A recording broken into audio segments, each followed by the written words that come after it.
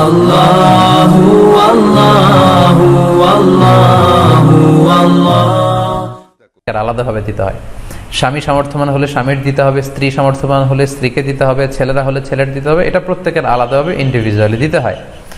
এবং সেক্ষেত্রে ওনারা দলিল দিচ্ছেন সুনান ইবনে মাজার একটি হাদিসটি সহিহ, যেখানে আল্লাহ রাসূল সাল্লাল্লাহু আলাইহি ওয়াসাল্লাম বলেছেন, মান কানা লাহু সাআ, যার সামর্থ্য আছে কিন্তু ওয়ালাম ইউদাহি, সামর্থ্য থাকার পরেও সে কুরবানি দেয় না, ফালা ইয়াকরাবান্না মুসাল্লানা, সেজন্য ঈদুল আজহার দিন আমার ঈদগাহে না আসে নামাজ পড়তে। আল্লাহ রাসূল সাল্লাল্লাহু আলাইহি ওয়াসাল্লাম হুঁশিয়ারি বাণী ঘোষণা করেছেন, ধমক দিয়েছেন যে সামর্থ্য থাকার পরেও যে কুরবানি দেয় না সেজন্য আমার ঈদগাহে না আসে। আমরা আজকে কুরবানি নিয়ে কিছু কথা শেয়ার করবার চেষ্টা করব ইনশাআল্লাহ। কুরবানির প্রসঙ্গটা আসলেই আমাদের স্মৃতির মানসপটে আমাদের ইব্রাহিম আলাইহিস সালাম এবং ইসমাঈল আলাইহিস সালামের যে কুরবানি, ওনাদের যে আত্মত্যাগ, এই দৃশ্যপটটি কিন্তু আমাদের চোখের সামনে ভেসে ওঠে। আমরা জানি যে ইব্রাহিম আলাইহিস সালাম আল্লাহ তাআলা সন্তুষ্টির জন্য স্বীয় পুত্র ইসমাঈল আলাইহিস সালামকে কুরবানি করতে চেয়েছিলেন, এবং সেই প্রসঙ্গ থেকেই কিন্তু আমরা প্রতি বছর জিলহজের 10 তারিখে কুরবানি করে থাকি।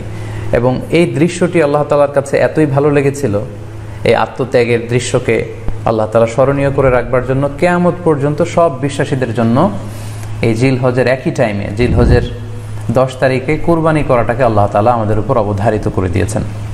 এই বিষয়টি সূরাতুস সাফফাতের 105 নম্বর আয়াতে আল্লাহ তাআলা এভাবে ইরশাদ করছেন, ফালাম্মা বালাগা মাআহু সা'য়া ক্বালা ইয়া বুনাইয়া ইন্নী আরা ফিল মানামি আন্নী আযবাহুক ফানজুর মাযা তারা।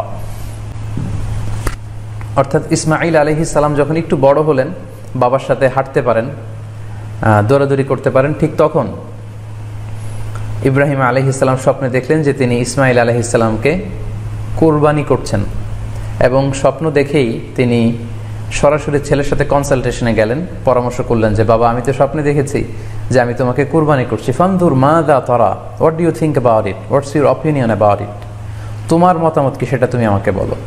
তখন সাইয়েদনা ইসমাঈল আলাইহিস সালাম অত্যন্ত সাহসিকতার সাথে বলিষ্ঠ একটি জবাব দিয়েছিলেন, সেটাও আল্লাহ তাআলা কোরআনে সরাসরি কোট করেছেন। তিনি বলেছিলেন, ক্বালা ইয়া আবাতি ফাআল মা তু'মার সাতাজিদুনি ইনশাআল্লাহু মিনাস সাবিরিন।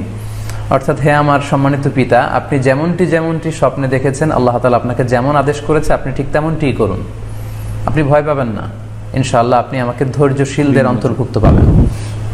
একটু কি কল্পনা করা যায় যে সাইয়েদনা ইসমাঈল আলাইহিস সালাম ছোট্ট শিশু, তিনি যখন শুনলেন যে বাবা তাকে কুরবানি করবে, জবাই করবে, তার প্রত্যুত্তরে তিনি বলেছিলেন, বাবা, আমি ভয় পাচ্ছি না, আমি আপনাকে নিয়ে চিন্তিত, আপনি ভয় পাবেন না, বরং আপনি যা আদিষ্ট হয়েছেন আপনি তাই করেন। কারণ নবীরা যখন স্বপ্নে কিছু দেখে সেটা সাধারণ মানুষের মতো স্বপ্ন নয়, সেটা ওহী, সেটা আল্লাহর পক্ষ থেকে আদেশ। তো আপনি আমাকে ধৈর্যশীল পাবেন, আপনি ভয় পাবেন না। সাইয়েদনা ইব্রাহিম আলাইহিস সালাম ইসমাঈল আলাইহিস সালামকে কুরবানি করতে শুরু করলেন, জবাই করতে শুরু করলেন। আল্লাহ তাআলার কাছে এই দৃশ্যটি এত ভালো লাগলো, আল্লাহ তাআলা সাইয়েদনা জিবরাইল আলাইহিস সালামকে দিয়ে জান্নাত থেকে একটি বকরি বা মেষ পাঠিয়ে দিলেন। সাইয়েদনা ইসমাঈল আলাইহিস সালামকে ছুরির নিচ থেকে সরিয়ে ফেলা হলো, আর সেখানে ইসমাঈল আলাইহিস সালামের পরিবর্তে একটি জান্নাত থেকে আনা বকরি বা ছাগলকে সেখানে কুরবানি করা হলো। আল্লাহ তাআলা বললেন, কদ সাদ্দাকতা রুইয়া, ইব্রাহিম, তুমি তো তোমার স্বপ্নকে সত্যায়ন করেছো, বাস্তবে রূপান্তরিত করেছো, তুমি তো এই কঠিন পরীক্ষায় সফলতার সাথে উত্তীর্ণ হয়েছ। সাইয়েদনা ইব্রাহিম আলাইহিস সালাম পরীক্ষায় উত্তীর্ণ হলেন, এবং বাপ বেটার এই দৃশ্যায়নটি আল্লাহ তাআলার কাছে এত ভালো লেগেছে, আরশের উপর থেকে আল্লাহ তাআলা এত পছন্দ করেছেন ওনাদের স্যাক্রিফাইসকে, কুরবানিকে, কিয়ামত পর্যন্ত আমরাও যাতে কুরবানি করি, আল্লাহ তাআলা আমাদের জন্য এটাকে অবধারিত করে দিয়েছেন।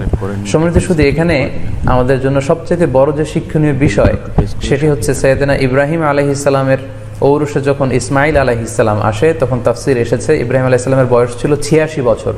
Could you imagine that? 86 বছর বয়সে যখন একটা সন্তান আল্লাহ তাআলা ওনাকে দান করলেন, আল্লাহ তাআলা বললেন যে সেই সন্তানকে তুমি জবাই করো। আমরা অনেক দম্পতির কথা জানি, তাদের সন্তান হয় না, 15 বছর, 20 বছর, 25 বছর পর অনেক সময় তাদের সন্তান হয়। সেই সন্তানটাকে তারা কত পছন্দ করে, সেই বাচ্চাটাকে তারা কত আদর করে। তো 86 বছর বয়সে আল্লাহ তাআলা ইসমাঈল আলাইহিস সালামকে দান করেছিলেন। এই আদরের সন্তানটাকে আল্লাহ তাআলা বলেন, তুমি কুরবানি করো।